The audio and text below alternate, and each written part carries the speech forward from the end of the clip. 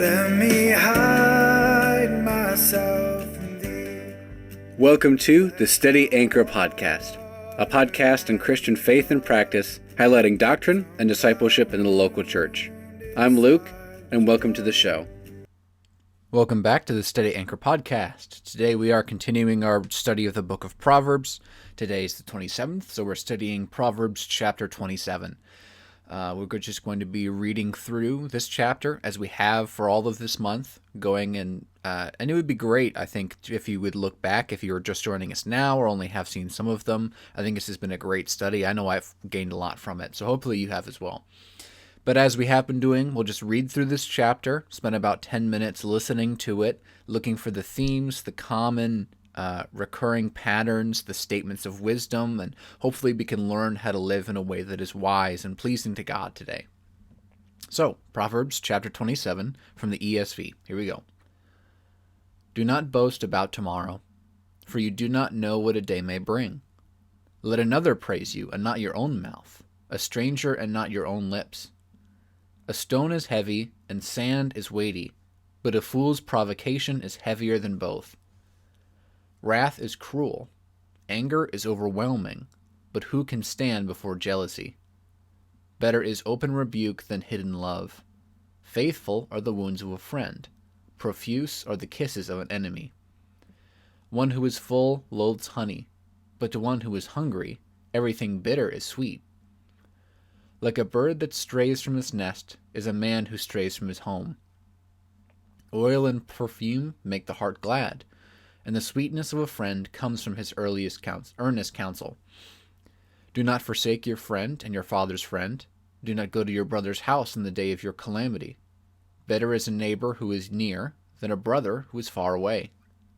Be wise, my son, and make my heart glad, that I may answer him who reproaches me.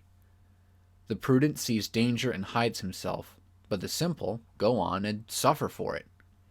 Take a man's garment when he is put up for security for a stranger, and hold it in pledge when he puts up security for an adulteress. Whoever blesses his neighbor with a loud voice, rising early in the morning, will be counted as cursing. A continual dripping on a rainy day and a quarrelsome wife are alike. To restrain her is to restrain the wind, or to grasp oil in one's right hand. Iron sharpens iron, and one man sharpens another. Whoever tends to a fig tree will eat its fruit, and he who guards his master will be honored. As in water, face reflects face, so the heart of man reflects the man. Sheol and Abaddon are never satisfied, and never satisfied are the eyes of man. The crucible is for silver, and the furnace is for gold, and the man is tested by his praise. Crush a fool in mortar with a pestle, along with crushed grain, yet his folly will not depart from him. Know well the conditions of your flocks. Give attention to your herds, for riches do not last forever. And what does a crown endure to all generations? When the grass is gone and the new growth appears, and the vegetation of the mountains is gathered, the lambs will provide clothing, and the goats the price of a field. There will be enough goat's milk for your food, for the food of your household and maintenance of your gifts. This is the word of our Lord. So we have here in chapter 27 of Proverbs a continuation of these sayings of wisdom of King Solomon, these statements that guide us, that show us the right path, that hopefully inform us about ourselves, about God's creation, and about God himself, how we are to live in ways that are wise and prudent, insightful and holy and righteous. We see in verse 1 that we should not take tomorrow for granted. We shouldn't boast about tomorrow, for we don't know what a day may bring. We're never promised another day. We only have hope that what God does is best, and all that life that he's given us is a blessing. Job said, "Shall I take good from the Lord and not evil?" The scriptures testify that it's the Lord who gives life and takes life. I think it's James that writes that we shouldn't say, "I'll do this in a year, I'll do this in a month," but rather say, "Should the Lord will it, I will do this." Because we know that we only live by God's power, by God's strength, by his sustaining power over us. We can't take tomorrow for granted. So we must be glad and rejoice and thankful for today. To make this kind of relevant. You may have heard that the famous basketball player Kobe Bryant just passed away suddenly in an accident, and not to take his situation lightly, but this is, I think, a prudent example of sometimes life is shorter than we expect, but we must rejoice for all the days of life that God has given to us, the good and the bad, for all of it is a gift. Verse 2, we should never be our own promoter. Let another praise you and not your own lips, a stranger and not your own lips. So we shouldn't be the people who are always talking ourselves up, because that's pride, that's foolishness, that's not humility, that's not being honest or true, or maybe even it is. Maybe we're saying true things about ourselves, but we're doing it from selfish motives. We shouldn't be the person who's always talking ourselves up. Rather, we should leave that to other people. If we're going to be said well of, then let that be spoken by truthful friends and people that trust us and know what is true about us. But we should never be seeking to put ourselves forward as this great successful person. We should leave the boasting to others, if that makes sense. So if people speak well of us, then let them speak well of us, but we shouldn't never be boasting about ourselves. Verses 5 through 6, a good friend is one who rebukes. Better is open rebuke than hidden love, and faithful are the wounds of a friend. Profuse are the kisses of an enemy.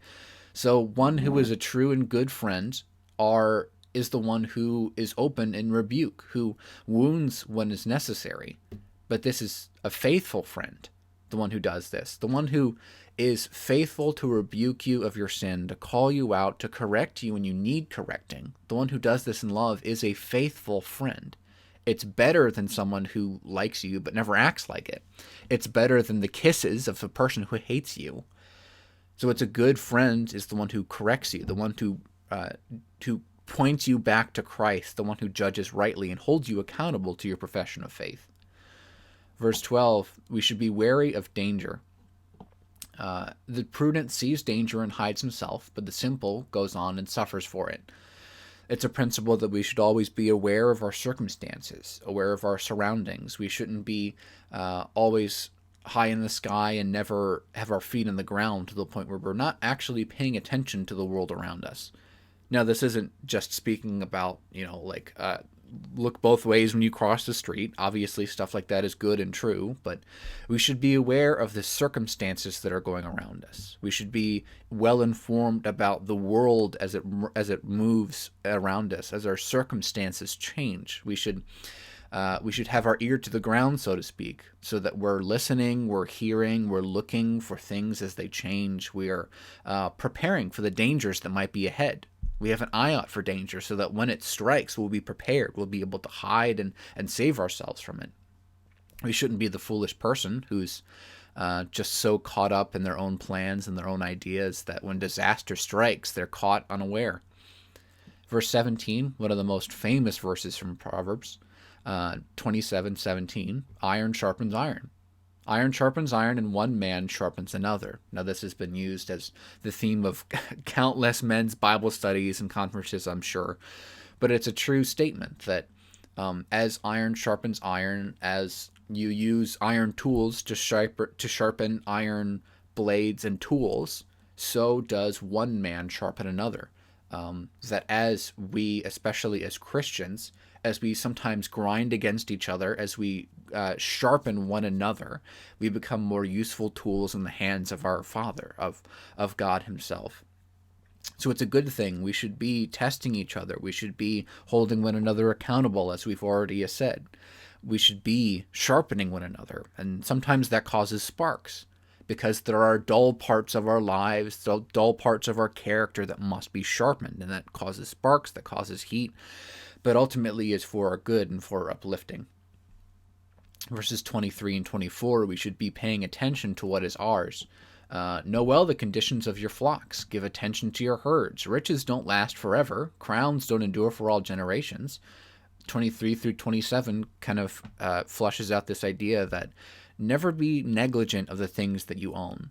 But like we've already said in this chapter, be paying attention to your circumstances. Be aware of the dangers. Be aware of the things that are breaking down around you. Like we joke about the check engine light in your car. Oh, the easiest way to fix that is just cover it up, put a piece of tape over it. But the wise thing to do is to always be looking to take care to keep up the things that you own, to be monitoring your house, your possessions, to be keeping track of your family circumstances, to be intimately involved with the people in your life, so that if you're a parent and you have children, to be aware of the emotional, spiritual, physical health of your children. We don't want to be caught unaware by disaster because we weren't paying attention. So, with that being said, we hope this blesses your day. Hope that you go and apply this well. I hope the same for myself. Please join us again for tomorrow. God bless.